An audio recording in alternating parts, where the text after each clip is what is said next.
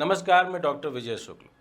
भारतीय लोकतंत्र की कहानी जितनी संसद की बहसों, चुनावी मैनिफेस्टोज और गठबंधनों में दर्ज है, उतनी ही वह उन ओपन लेटर्स में भी बसती है जो कभी सत्ता को मोरल स्क्रूटनी में खड़ा करते थे और आज नैरेटिव वार के सबसे पोटेंट हथियार बन चुके हैं। 272 रिटायर्ड जजों, आईएएस आईपीएस अधिकारियों और ब्यूरोक्रेटिक एलाइट का ताज़ा सामूहिक पत्र, जिसमें राहुल गांधी पर इलेक्शन कमीशन को डिलीजिटिमाइज करने का आरोप लगाया गया है, यानी उसकी छवि धूमिल करने का आरोप लगाया गया है, भारत की उस इवॉल्विंग पॉलिटिकल कल्चर का नया अध्याय है जहां चिट्ठी अब डिसेंट का डॉक्यूमेंट नहीं बल्कि इन्फ्लुएंस वॉर का स्ट्रेटजिक टूल बन चुकी है।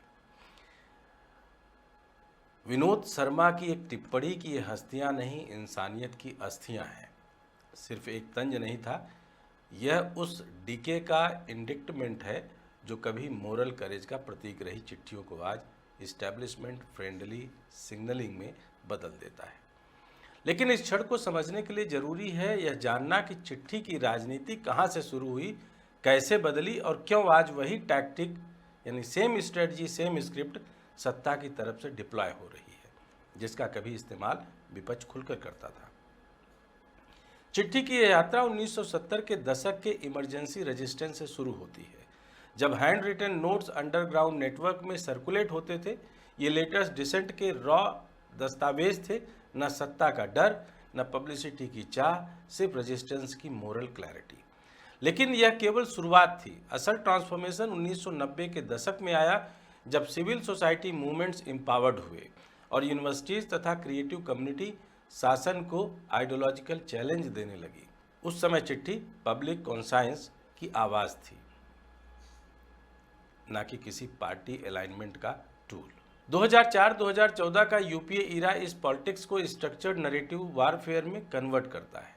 पहली बार राइटर्स, फिल्म मेकर्स, हिस्टोरियंस और पब्लिक इंटेलेक्चुअल्स का एक बड़ा ब्लॉक खुलकर ओपन लेटर्स लिखता है, कभी सरकार के समर्थन में, कभी आलोचना में, लेकिन हमेशा मोरल हाई ग्राउंड के असर्शन के साथ। यहाँ चिट्ठी वेपन नहीं थी, बल्कि इंटेलेक्चुअल डिस्कोर्स की मोरल अथॉरिटी थी। लेकिन 2014 में मोदी सरकार के आने के बाद इस प्रैक्टिस का पॉलिटिकल ग्रामर बदल गया।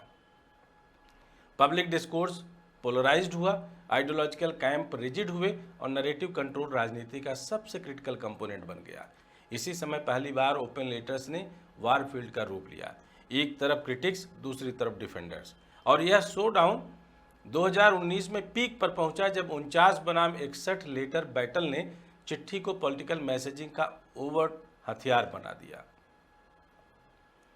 49 फिल्म मेकर्स, राइटर्स और पब्लिक इंटेलेक्चुअल्स ने लिंचिंग कल्चर पर पीएम को लेटर लिखा। यह एक क्लासिकल डिसेंट लेटर था, फियर, इनसिक्योरिटी और सोशल ब्रेकडाउन पर चिंता जताते हुए। लेकिन कुछ हफ्ते बाद 61 प्रो एस्टेब्लिशमेंट पब्लिक फिगर्स ने काउंटर लेटर जारी कर दिया, accusing the earlier group of fuelling selective outreach और एंटी इंडियन नैरेटिव के साथ। यह भारतीय राजनीति में पहली इंस्टीट्यूशनलाइज काउंटर लेटर राजनीति थी, जिसमें चिट्ठी वीपन ऑफ काउंटर प्रोपेगेंडा बन गई। CA, NRC, Kashmir, arrest of journalist, Pegasus, spyware और किसानों के आंदोलन के दौरान यह ट्रेंड और भी फॉर्मल हुआ। कॉन्स्टिट्यूशनल कंडक्ट ग्रुप यानी रिटायर्ड आईएएस, आईपीएस, आईएफएस अधिकारियों का एक मोरल असर्टिव ब्लॉक लगातार सरकार के कदमों पर सिस्टमेटिक क्रिटिक पेश करने लगा। इनके लेटर्स केवल आलोचना नहीं थे, वे ब्यूरोक्रेटिक मेमोरी और एडमिनिस्ट्रेटिव इथिक्स से उपजे वार्निंग्स थे। लेकिन हर बार कुछ हफ्तों में एक काउंटर ग्रुप सामने आता, रिटायर्ड अधिकारी, एक्स जजेज, फॉर्मर एम्बेसडर्स, जो ओरिजिनल क्रिटिसिज्म को मिसगाइडेड, मोटिवेटेड और एंटी नेशनल रेथोट्रिक कहकर डिस्क्रेडिट करने की कोशिश करते। चिट्ठी पहली बार नैरेटिव वर्सेस काउंटर नैरेटिव की भाषा बनने लगी। इलेक्शन कमीशन पर भरोसे का संकट आते ही यह बैटल सीधा इंस्टीट्यूशनल क्रेडिबिलिटी की जमीन पर खड़ा हो गया। EVMs, voter list, polling pattern, selective transfers और मॉडल कोड के इन्फोर्समेंट को लेकर विपक्ष के सवाल राजनीति का मेन स्ट्रीम बनते गए। इसी दौरान रिटायर्ड अफसरों के दो कैंप बने, एक जो ईसीआई की इंटीग्रिटी पर सवाल उठा रहा था, दूसरा जो उसकी इम्पार्शियलिटी का जोरदार बचाव कर रहा था। यह वह फेज था जहां पहली बार ईसीआई को बचाने के लिए लेटर्स लिखे गए, लेकिन तब भी नंबर्स इतने मैसिव नहीं थे। फिर आता है 272 सिग्नेटरीज वाला ताजा लेटर।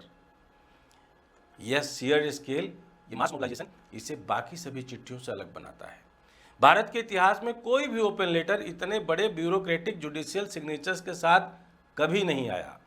इसमें लीगल ग्रेविटीज,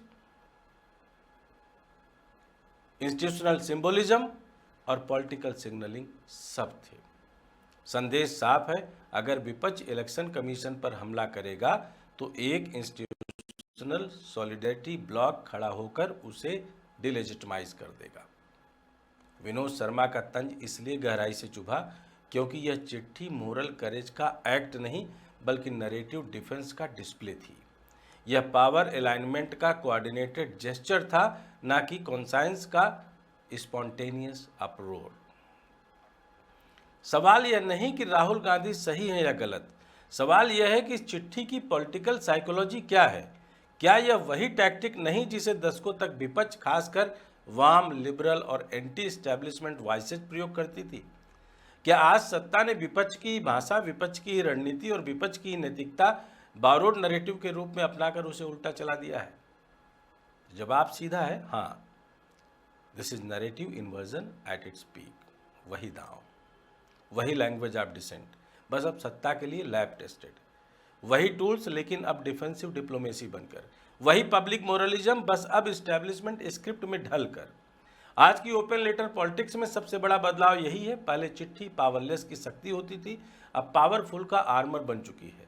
पहले चिट्ठी रेजिस्टेंस की थी, आज लेजिटिमेसी मैन्युफैक्चरिंग की है। पहले चिट्ठी एक सवाल उठाती थी, आज सवाल को सवाल बनाकर खड़ा करती है। पहले चिट्ठी की ताकत उसके कंटेंट में होती थी, अब उसकी ताकत उसके सिग्नेटरीज की ऑप्टिक्स में है। और यही इस पूरे कालखंड की सबसे बड़ा सच्चाई है। चिट्ठी अब लोकतंत्र की कॉन्सेंस नहीं बल्कि पावर डायनेमिक्स का मैसेजिंग इंस्ट्रूमेंट्स है। अब इस वेपन को वेल्ड करने वाले बदल गए हैं। पहले लिबरल इंटेलिजेंसिया लिखता था, आज प्रो एस्टैब्लिशमेंट ब्यूरोक्रेसी लिख रही है। पहले चिट्ठी पर नेम्स मोरल थे, आज नेम्स एज नंबर्स पॉलिटिक्स है। Signatures as strength not sentiments. इसलिए 272 सिग्नेटरी वाला पत्र केवल एक लेटर नहीं बल्कि एक पॉलिटिकल सेंटिमेंट्स है, पॉलिटिकल स्टेटमेंट है कि नरेटिव कंट्रोल आज पॉलिटिक्स का सबसे डिसिसिव बैटलफील्ड है। विपक्ष अब सत्ता पर सवाल उठाता है, सत्ता इन सवालों को सबोटाज ऑफ इंस्टीट्यूशंस कहकर काउंटर अटैक करती है। और चिट्ठी इस आइडियोलॉजिकल टग ऑफ वार का सबसे सोफिस्टिकेटेड वेपन बन चुकी है। कुल मिलाकर चिट्ठी वही है, कलम वही है, मंच वही है, रणनीति वही है, बस अब प्लेयर्स बदल गए हैं। डेमोक्रेसी का मोरल ग्रामर बदल चुका है। Letters are no longer appeals, they are weapons.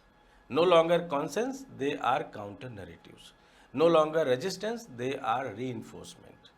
और इस पॉलिटिक्स में हर चिट्ठी एक मैसेज है। कौन नैरेटिव लिख रहा है, कौन नैरेटिव बचा रहा है और कौन नैरेटिव मिटा रहा है। अगर आपको लगता है कि चिट्ठियों के इस वार से लोकतंत्र की रक्षा की जा सकती है, चुनाव आयोग पर उठते हुए सवालों का जवाब यही चिट्ठियां हैं, तो भर कर चिट्ठी लिखिए। शायद हमारे डाक विभाग का भी दिन बहुर जाए। जय हिंद, जय भारत।